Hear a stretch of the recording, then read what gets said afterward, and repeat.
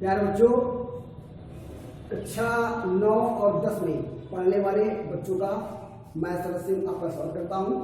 और चैप्टर 1 सामाजिक विज्ञान के चैप्टर 1 ज्योग्राफी के पार्ट में, मतलब भूगोल के पार्ट में जो पहला चैप्टर है संसाधन और विकास, इसकी कुछ शब्दावलियां रह गई थी और इनका हम आज अध्ययन कर लेते हैं और इसके बाद में हम आपको चैप्टर के बारे में कुछ तरीके समझाएंगे। ठीक है, फिलहाल आज आपको इन शब्दावलियों को पढ़ाते हैं। देखो बच्चों, मैंने आपको कई बार कहा है कि जब आप पाठ से संबंधित शब्दों को अच्छी तरीके से पढ़ लेते हो कि कौन से शब्द का मतलब क्या है, तो आपको वो चैप्टर वो पाठ अच्छी तरीके से याद हो जाता है।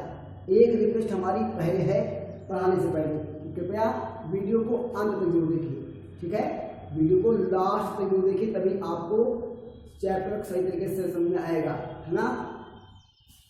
और देखिए कह रहा है क्या कि इसकी महत्वपूर्ण शब्दावली को पढ़ लेते हैं कि मृदा क्या होती है, ठीक है, बांगर क्या होता है, खादर क्या होता है, मृदा अपरदन क्या होता है ना, उत्खात भूमि क्या होती है, चादर अपरदन क्या होता है, अवनलिका अपरदन क्या होता है और पवन अपरदन क्या होता है। ये अपरदन के प्रकार हैं, मतलब ये इरोजन, सॉइल इरोजन के प्रकार है, काइंड्स ऑफ सॉइल इरोजन। ठीक है, मतलब भूमि कटाव, मिट्टी के कटाव के प्रकार हैं। और निक्षारण क्या होता है, ठीक है, इनको सबको अच्छी तरीके से पढ़ लेते हैं ना। तो कह रहा है क्या, देखो मृदा क्या है। ठीक है, मृदा क्या है, तो प्यारे बच्चों, जो हमारी पृथ्वी है, जो हमारी पृथ्वी है, गोल गोल पृथ्वी हमारी है, अंडाकार पृथ्वी है, ठीक है, और इस पृथ्वी पर हम रहते हैं। कहाँ रहते हैं, इसकी ऊपरी सतह पर हम लोग यहाँ पर रहते हैं, इसकी ऊपरी सतह पर हम लोग यहाँ पर रहते हैं और अपने सारे कार्य करते हैं। ठीक है, चाहे वो औद्योगिक कार्य हो, चाहे वो खेती का कार्य हो, चाहे जो भी कार्य हो, हम पृथ्वी की ऊपरी सतह पर करते हैं। और पृथ्वी की जो ऊपरी सतह है वो मुलायम मिट्टी से बनी हुई है, जिसमें जीवांश, ह्यूमस की मात्रा पाई जाती है। ठीक है, तो पृथ्वी की ऊपरी सतह की कोमल और चूरन जैसी, जिसको आप देखते हो, अगर ऐसे जमीन से मिट्टी उठाते हो और ऐसे पीस देते हो तो चूरन की तरीके से वो पिस जाती है ना।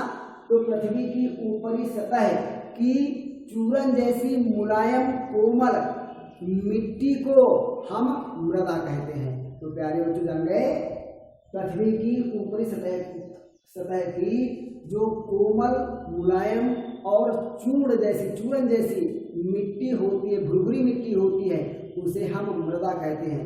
और इस मृदा में ही हम सारी कार्य करते हैं, अर्थात खेती करते हैं, निवास करते हैं, उद्योग धंधे लगाते हैं, सारे काम इसी पर ही करते हैं। और मृदा इसलिए कहते हैं क्योंकि ये मृदा, भाई मृदा का मतलब होता है क्या, मृत चीजें। मृदा का मतलब क्या होता है, मृत चीजें। ठीक है, तो इस मृदा में, अर्थात इसकी चट्टानों में, इसकी भुरभुरी चट्टानों में, है ना, विभिन्न प्रकार के जीवांश जो है वो सड़े गले जीवांश भी होते हैं, जिससे ये मृदा का काम करती है ना। भाई अगर आप बालू में खेती करोगे, क्या खेती हो जाएगी? नहीं होगी, क्योंकि उसमें जीवांश नहीं होते हैं, मतलब जीवों के अंश नहीं होते हैं। और जीवों के अंश क्या होते हैं, ये कीड़े मकोड़े जो मर जाते हैं, है ना, और या जो हमारी वनस्पतियां हैं, पत्तियां हैं, है ना, ये वनस्पतियां हैं, ये पत्ते से टूट करके, ये सड़ करके मिट्टी में मिल जाते, चट्टानों में मिल जाते हैं, तो ये मृदा का निर्माण करते हैं। और इसी सड़े गले जीवांशों के माध्यम से ही पेड़ पौधे अपना भोजन प्राप्त करते हैं और इस मिट्टी में पेड़ उगाते हैं। तो प्यारे बच्चों, के ये बात हम आपको क्लास में अच्छे बताएंगे पूरे स्कूल। फिलहाल आपको जानना है मृदा क्या होती है। तो पृथ्वी की ऊपरी सतह जिस पर हम निवास करते हैं और ये कोमल और भुरभुरी मिट्टी होती, चूरन जैसी मिट्टी होती है ना, इसे हम कहते हैं क्या, मृदा। इसके बाद आपका आता है क्या, बांगर। क्या आता है आपका, बांगर आता है। ठीक है प्यारे बच्चों, तो बांगर क्या होता है आप जान लीजिए। तो बांगर जलोढ़ मृदा, आप जानते हो कि हमारा जो, जहाँ हम निवास करते हैं भारत के उत्तरी मैदान में, तो भारत के उत्तरी मैदान जो है वो गंगा, यमुना, ब्रह्मपुत्र द्वारा लाए गए जलोढ़ मिट्टी से बना हुआ है, अवसादों से बना हुआ है। ठीक है, तो ये जलोढ़ मृदा जो है वो कहीं पर ऊंचे हो गई, कहीं पर नीचे हो गई, है ना बात, है ना। बांगर क्या होता है? अब बांगर क्या होता है? जलोढ़ मृदा के वे ऊंचे भाग, जलोढ़ मृदा के वे ऊंचे भाग जहां पर बाढ़ का पानी पहुंच नहीं पाता है उसे कहते हैं हम बांगर। क्या कहते हैं भैया? है बांगर कहते हैं। यार बच्चों जान गए कि बांगर क्या होता है? जलोढ़ मृदा से बनी हुई भूमि के वे हिस्से जहां पर अब बाढ़ का पानी पहुंच नहीं पाता है, ऐसे ऊंची भूमि, ऐसे जलोढ़ मृदा के ऊंचे भूमि बांगर कहलाते हैं। इसके बाद आता है, पर क्या आता है? खादर। क्या आता है भैया? खादर आता है ना, वो हम आपको बताएंगे भी। फिलहाल आप जान लेते हैं बांगर क्या होता है। मान लिया ये आपका भैया क्या है? ये आपका उत्तरी मैदान है जो कि गंगा, यमुना और ब्रह्मपुत्र नदियों से लाए गए अवसादों से बना है। तो जब कभी भी नदियों में बाढ़ आती है, जब कभी भी नदियों में, मान लिया ये गंगा नदी है और गंगा नदी में बाढ़ आई तो इसका पानी जो है ना, क्या करता है? जल भूमि को जलमग्न कर देता है। क्या कर देता है? जलमग्न कर देता है। ठीक है ना, जलमग्न कर देता है। ठीक है, तो जिस ऊंची भूमि पर बाढ़ का पानी नहीं पहुंच पाता है, जिस ऊंची भूमि पर बाढ़ का पानी नहीं पहुंच पाता है ना, ऐसी भूमि को कहते हैं क्या? बांगर। क्या कहते हैं? ऐसी भूमि को कहते हैं बांगर। समझ गए बात? तो बांगर क्या है? जिस जलोढ़ मृदा से बनी हुई भूमि पर बाढ़ का पानी पहुंच नहीं पाता है, ऐसी ऊंची भूमि को कहते हैं बांगर। ठीक है, क्लियर? इसके बाद में आते हैं हम खादर। किसमें आते हैं भैया? इसके बाद में हम आते हैं खादर में आते हैं। ठीक है, इसके बाद में हम आते हैं खादर में आते हैं। समझ लीजिए खादर क्या होता है। तो प्यारे बच्चों, खादर क्या होता है ना? तो खादर जलोढ़ मृदा के वे भाग होते हैं। खादर जलोढ़ मिट्टी की वे भूमि होती है जहां जो बाढ़ आने पर डूब जाते हैं, जो बाढ़ आने पर बाढ़ के पानी से डूब जाते हैं और बाढ़ के समाप्त होने पर वहां से है ना पानी फिर सूख जाता है ना, ऐसे स्थान कहलाते हैं बांगर। ठीक है प्यारे बच्चों, आपको मैं दिखाता हूँ। जैसे ये आपका है, ठीक है, ये आपका जलोढ़ मृदा का मैदान है। ठीक है, और मान लिया गंगा नदी है या कोई भी नदी है, ठीक है, तो उसमें जब बाढ़ आई तो क्या हुआ? ये बाढ़ का पानी जो है वो इसमें भर गया, है ना। इस वाली भूमि पर तो बाढ़ का पानी पहुंच गया। ठीक है, इस वाली भूमि पर बाढ़ का पानी पहुंच गया, तो इस वाली भूमि को कहेंगे हम क्या? खादर, क्योंकि यहाँ पर बाढ़ का पानी पहुंच जाता है। जिन स्थानों पर बाढ़ का पानी पहुंच जाए और उसके बाद वो सूख जाए, ऐसी भूमि को कहलाएंगे खादर। क्या कहलाएंगे? खादर कहलाएंगे। क्या कहलाएंगे? खादर कहलाएंगे। और जिस ऊंची भूमि पर ना बाढ़ का पानी नहीं पहुंच पाए उसे कहते हैं हमें बांगर। ठीक है, क्लियर? इसके बाद आता है क्या? इसके बाद आपका टॉपिक आता है मृदा अपरदन। क्या आता है? तो आप मृदा जान गए क्या होता है, बांगर जान गए क्या होता है, खादर जान गए क्या होता है। इसके बाद हम आपका टॉपिक पढ़ाएंगे क्या? मृदा अपरदन। व्हाट इज मृदा अपरदन? What is soil erosion? इसके बारे में जान लेते हैं। तो मृदा अपरदन क्या होता है? जैसा कि आपको पता है कि अपरदन माने होता है क्या? काटना। अपरदन माने क्या होता है? काटना। भाई नदी के तीन तो काम होते हैं, नदी के 3 काम होते हैं, चाहे वो नदी हो चाहे पवन हो। ठीक है, तो नदियां और पवन जो है वो एक स्थान की मिट्टी को उठा करके दूसरे स्थान पर जमा कर देती हैं। ठीक है, तो भाई मिट्टी उठाने के लिए मिट्टी को खोदना भी तो जरूरी है। ठीक है, तो मिट्टी का जो कटाव होता है उसे कहते हैं अपरदन। और जब नदियां या पवन अपने साथ इसे नदियां बहाकर ले जाती है, पवन उड़ाकर ले जाती है, तो जब नदियां या पवने अपने वेग से इस अपरदित चट्टानों को अथवा मिट्टी को उड़ा करके अपने साथ भी ले जाए या बहा करके अपने साथ में ले जाए, तो उसे कहते हैं परिवहन। उसे क्या कहते हैं? परिवहन कहते हैं। और जब हवा का या नदी का वेग कम हो जाता है ना, उसकी शक्ति कम हो जाती है, तो ये धूल के कण, मिट्टी के कण, मतलब चट्टानें जो होती है वो जमीन पर नीचे गिर जाती हैं और उन्हें मिट्टी को गिरा देती हैं और नदियाँ वहीं पर ही अपादित अवसादों को, चट्टानों को निक्षेपित कर देती हैं। ठीक है, तो उसे कहते हैं क्या? निक्षेपण। क्या कहते हैं? उसे निक्षेपण कहते हैं। तो प्यारे बच्चों, मृदा अपादन क्या होता है ना? तो मिट्टी की, यानी बच्चों क्या होता है कि मिट्टी की ऊपरी मुलायम परत का कट करके या है ना, कट करके दूर चले जाना, कट करके बह जाना, चाहे वो नदियों के माध्यम से या पवन के द्वारा उड़ा ले जाना, है ना, मृदा अपरदन कहलाता है। जब मिट्टी, मान लिया ये आपका क्या भैया, ये आपका मैदान है, ठीक है, तो नदियाँ क्या करती हैं, है ना, आप बहुत सारे बच्चे जो है नदियों में नहाने के लिए गए होंगे, और जो मल्लावा के बच्चे हैं अपने, ठीक है, आप जानते हो मल्लावा में गंगा नदी बहती, तो आपने कभी कभी गंगा स्नान के लिए गए होंगे, जो 5 दिन के लिए जाते हैं, तो वहाँ आपने देखा होगा कि नदी जो है वो कटान करती है ना, अर्थात अपने किनारों को काटती है, और काटती है तो किनारे की जो बालू होती है वो जा करके नदी में जाकर गिरती है, और उस बालू को नदी का जो पानी है वो बहा करके ले जाता है। ठीक है, इसे कहते हैं अपरदन। तो जब मिट्टी की ऊपरी परत जो है, मिट्टी की ऊपरी और मुलायम कोमल परत जो है वो कट करके या उड़ करके, है ना, दूर चली जाती है, तो उसे कहते हैं क्या? मृदा अपरदन। ठीक है, सामान्य अर्थों में ये कहा जाता है जब मिट्टी अर्थात जब भूमि की उपजाऊ और कोमल परत कट करके बह करके, है ना, दूसरे स्थान पर चली जाती है, तो उसे कहते हैं क्या? मृदा अपरदन। क्लियर? क्या कहते हैं? मृदा अपरदन। ठीक है, इसके बाद कह रहा है उत्खात भूमि। क्या कहता है? उत्खात भूमि। ठीक है, उत्खात भूमि क्या होता है? ठीक है, तो ऐसी भूमि, प्यारे बच्चों, उत्खात भूमि क्या होता है? ऐसी भूमि जो नदियों के पानी से अवनलिकाओं में बदल गई है। प्यारे बच्चों, नहीं जान पाए?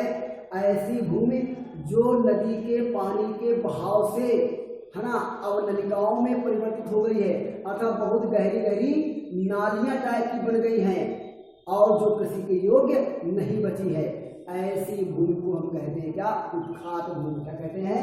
उत्खात भूमि। मान लिया ये देखो, ये आपका नदी है, ठीक है, तो कभी कभी क्या होता है कि नदी के मार्ग में कोई बाधा आ जाती है। प्यारे बच्चों, नदी के मार्ग में जब कोई बाधा आ जाती है तो ये नदी की मुख्य धारा है ना, तो नदी के मार्ग में बाधा आने पर क्या होता है? नदी कई धाराओं में बढ़ जाती है, नदी कई धाराओं में बढ़ जाती है ना, कई धाराओं में बढ़ जाती है, ऐसे ऐसे बढ़ जाती है। ठीक है, और फिर लगातार, प्यारे बच्चों, फिर लगातार इन्हीं नालियों के माध्यम से, इन्हीं नालियां, अगर गहरी गहरी नालियां जिन्हें हम बोलते हैं अवनलिका, तो इन गहरी गहरी नालियों के माध्यम से या अवनलिकाओं के माध्यम से लगातार बहती रहती हैं, लगातार बहती रहती हैं, और लगातार बहने के कारण ये अवनलिकाएं और भी ज़्यादा गहरे होते चले जाते हैं। ठीक है, तो ऐसे स्थानों की भूमि को कहते हैं क्या? ऐसे स्थानों की भूमि को कहते हैं क्या? उत्खात भूमि। क्या कहते हैं भैया? उत्खात भूमि कहते हैं। क्या कहते हैं? उत्खात भूमि कहते हैं। देखते हैं आपका है उत्खात भूमि। ऐसे स्थानों को, ऐसी भूमि को कहते हैं उत्खात भूमि, जो कृषि योग्य नहीं होती, खेती के लायक नहीं रह जाती है। ठीक है, तो क्या कहलाता है? उत्खात कहलाते हैं। इसके बाद आपका आता है छठा आता है चादर अपरदन। क्या आता है भैया? चादर अपरदन। तो प्यारे बच्चों, चादर अपरदन क्या होता है इसको हम जान लेते हैं अच्छी तरीके से, कक्षा वाले बच्चों, 10 वाले बच्चों, है ना। कह रहा है क्या? चादर अपरदन कैसा होता है? चादर अपरदन, तो इसमें से जो आप हमारे वीडियो के थ्रू, हमारे वीडियो के माध्यम से जो बच्चे शब्दावली को, ज्योग्राफी की शब्दावली को पढ़ रहे हैं, वो आप अच्छी तरीके से समझ रहे होंगे, शायद ऐसी हमारी आशा है। तो इसके बाद हमने मृदा बता दिया क्या होता है, बांगड़ बता दिया क्या होता है, खादर बता दिया क्या होता है, मृदा अपरदन बता दिया क्या होता है, मतलब खाद भूमि बता दिया क्या होता है। इसके बाद हमें सीखना है चादर अपर्दन क्या होता है, ठीक है। लेकिन आप लोगों में से बहुत से बच्चे ऐसे हैं, क्या आपने कभी चादर देखा? अरे आप लोगों ने कभी चादर देखा? अरे कौन सी चादर? वही चादर जो आप जाड़े में सर्दियों में ओढ़ लेते हो, ठीक है, हमसे बचने के लिए, है कि बात, क्योंकि मेरा नाम है शरद, है ना। तो आप हमसे बचने के लिए ओढ़ लेते हो, नहीं शरद से बचने के लिए ओढ़ लेते हो, नहीं ओढ़ लेते हो चादर, है ना। तो उसी चादर की बात कर रहा है। जब आप जानते हो चादर जो होती है वो कैसी होती है? फैली होती है ना, जिसे आप जाड़े में ओढ़ते हो, किससे बचने के लिए? हमसे, अर्थात सर्दी से बचने के लिए, है ना बात। तो मजाक कर रहे हैं, है ना। लेकिन सर्दी से बचने के लिए आप चादर ओढ़ते हो, उसी चादर की बात वही है। तो चादर अपर्दन होता क्या है? चादर अपर्दन क्या होता है? तो देखो बच्चों, चादर अपर्दन क्या होता है मैं बताता हूँ कि जब एक बहुत से बड़े भूभाग, जब एक बहुत से बड़े भूभाग पर, जब एक बहुत ही बड़े भूभाग पर मिट्टी का कटाव होता है, मृदा अपरदन होता है, चाहे वो पवन के माध्यम से हो, है ना। भाई पवन में भी तो ताकत होती है, जब वो उड़ती है तो अपने साथ में मिट्टी उड़ा करके ले आती है। ऐसे नदियों में भी नदियाँ भी करती हैं, जब वो बहती है तो अपने साथ साथ में किनारों की मिट्टी काट कर ले जाती है, उसे अपरदन कहते हैं, उसे मृदा अपरदन कहते हैं, और क्या कहते हैं, बिल्कुल सरल बात है ना। फिर क्या कह रहा है, लेकिन चादर अपरदन क्या है? अभी तो हमको अपरदन पढ़ना है, और नलिका अपरदन पढ़ना है, पवन अपरदन पढ़ना है, निशान पढ़ना है ना। तो पहले जान लेते हैं कि चादर अपरदन क्या होता है। तो चादर अपरदन क्या होता है, जैसा आप जानते हैं चादर ओढ़ी जाती है और खूब फैला करके 3-4 लोग ओढ़ लेते हैं उसमें जाड़े में, है कि नहीं बात, है ना। और तो चूंकि चादर का एक है ना, जो चादर होती है वो फैलाव की जाती है, तब उसमें सब लोग ओढ़ते उसको, है ना। तो चादर अपरदन क्या है कि जब एक बड़े से भूभाग पर, जब एक बड़े से क्षेत्र पर नदी के माध्यम से या पवन के माध्यम से मृदा अपरदन होता है, मिट्टी का कटाव होता है, अर्थात एक बड़े से क्षेत्रफल पर, है ना, पृथ्वी की या भूमि की ऊपरी उपजाऊ कोमल परत कट करके बह जाती है, तो उसे हम कहते हैं क्या? चादर अपरदन। ध्यान रखना, अपरदन क्या है? मिट्टी का कटाव। लेकिन चादर अपरदन क्या है? जब एक बहुत बड़े भूमि पर, बहुत बड़े क्षेत्रफल पर मिट्टी का कटाव हो, है ना, तो उसे कहते हैं क्या? चादर अपरदन। उसके बाद क्या कहते हैं? चादर अपरदन कहते हैं। इसके बाद उम्मीद करता हूँ कि आपको चादर अपरदन समझ में आ गया होगा। इसके बाद हम आते हैं इसमें अवनलिका अपरदन। किसके आते हैं भैया? अवनलिका अपरदन, ठीक है। अभी हमने आपको अवनलिकाएं बना करके दिखाया था ना, कि जब नदी के मार्ग में कोई बाधा आ जाती है तो नदी की जो धारा है वो, है ना, वो गहरी गहरी नालियां बना करके बहने लगती है ना। इसे कहते हैं क्या? अवनलिकाएं। नाली का मतलब ये थोड़ी जैसे तुम्हारे यहाँ का पनारा, है ना, जहाँ मम्मी बर्तन धोती हैं और उससे निकला हुआ पानी जिन नालियों से बह करके जाता है, वो थोड़ी ना भाई, एक नदी का पानी ऐसी नाली थोड़ी बहेगा, है कि बात। उसका मतलब क्या होगा कि बहुत विशालकाय नालियाँ होती हैं, ठीक है, जिसमें से पूरा नदी का पानी बह करके चला जाए, है कि बात। तो कह रहा है क्या? पहले मैं बना के दिखाता हूँ। तो ये मान लिया कि मेन स्ट्रीम है, ये मेन करंट है, नदी की मेन धारा है, ठीक है, क्योंकि धारा है। तो मान लिया ये बहती हुई आ रही है नदी, और क्या हुआ, यहाँ पर कोई बाधा उत्पन्न हो गई। बाधा उत्पन्न हो गई का मतलब क्या है कि यहाँ पर कोई ऊंचा भाग आ गया, यहाँ पर कोई ऊंचा भाग आ गया, तो क्या करती है नदी जो है वो कई धाराओं में बढ़ जाती है, कई धाराओं में बढ़ जाती है। अभी इसके पहले मैंने आपको बताया था, कई धाराओं में बढ़ जाती है ना। तो इस धाराओं से होकर के, कई धाराओं से होकर के बहने लगती है, कई धाराओं से होकर के बहने लगती है। और बहते बहते बहते बहते बहते बहते बहते बहते बहते बहते क्या होता है कि ये धारा, ये जो होती नालियाँ, ये जो अवनलिकाएं होती, नाली मतलब अवनलिका, तो ये अवनलिकाएं इतनी गहरी हो जाती, बहुत गहरी गहरी हो जाती हैं, ठीक है। आपने अवनलिकाओं को देखा नहीं होगा, है ना। अगर आप अवनलिकाओं को देख लो तो आप डर जाओगे, है ना। या तो हम केवल आपको बोल को बना के दिखा सकते हैं। अवनलिकाएं बहुत गहरी होती हैं, है ना, उनसे होकर के पानी बहता हुआ जाता है। नीचे झाँकोगे, ऐसे नीचे जब झाँक कर देखोगे तो बहुत ही गहरा नजर आएगा, देख करके आप डर जाओगे, उनसे होकर के पानी बहता हुआ जाता है। पहली बात तो गहराई बहुत ज़्यादा होती है, क्योंकि उसमें से पानी भी बहता हुआ जाता है तो देख करके मोटर लगता है भैया, है कि बात, है ना। तो समय मिलेगा तो आपको भैया दिखाने ले जाएंगे, है ना। पैसा जमा कर लो फिर आपको अवनलिकाएं दिखाने जाएंगे, ठीक है। कह रहा है क्या, देखिए तो समझ के बाद, तो ये तो हो गई क्या, अवनलिकाएं, क्या हो गई, अवनलिकाएं हो गई।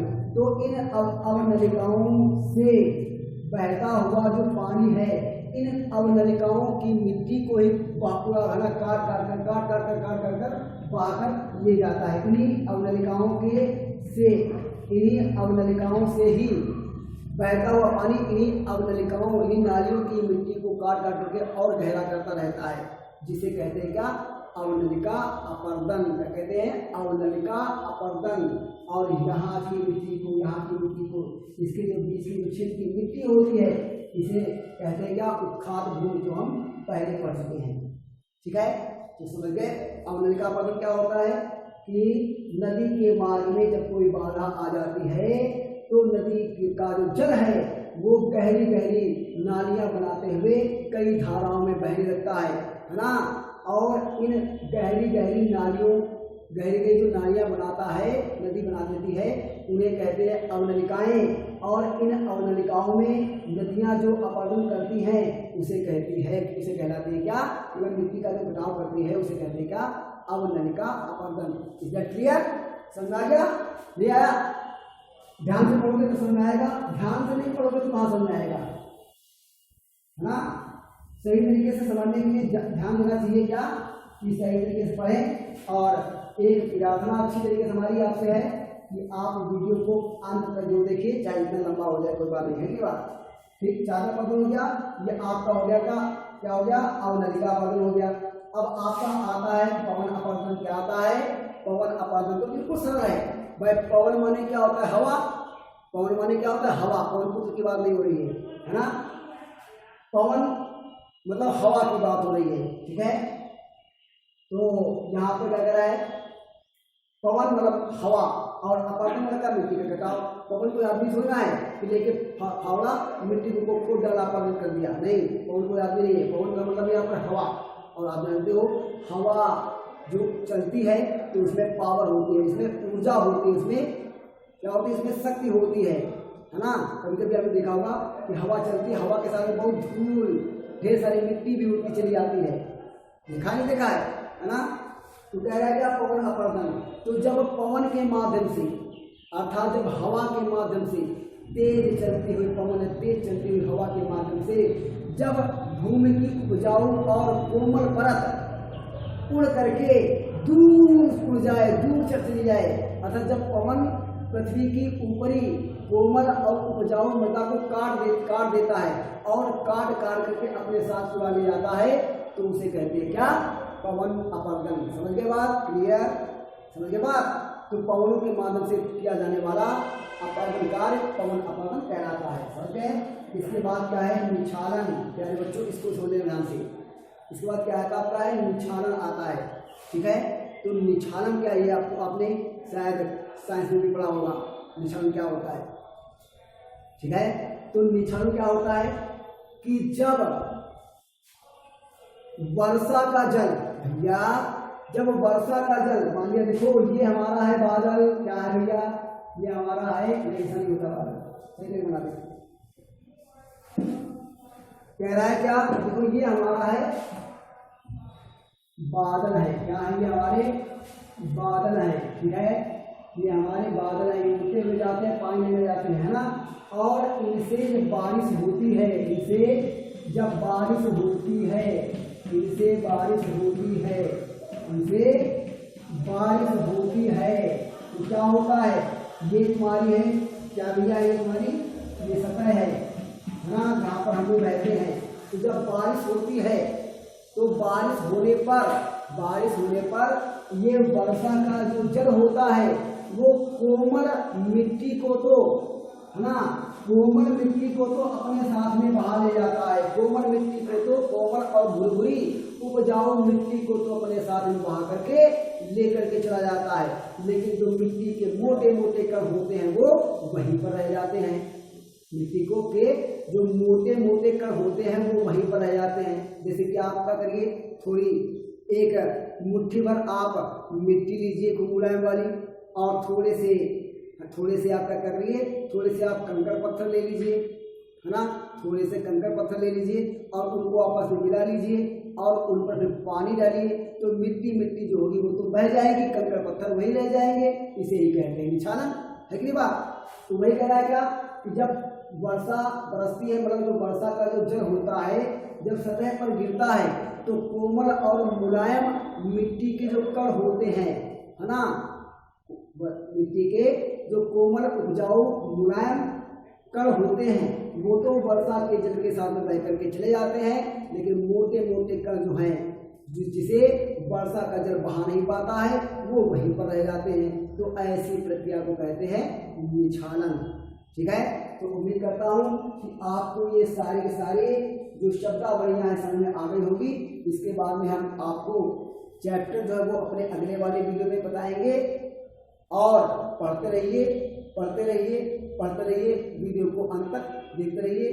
तब तक के लिए गुड बाय।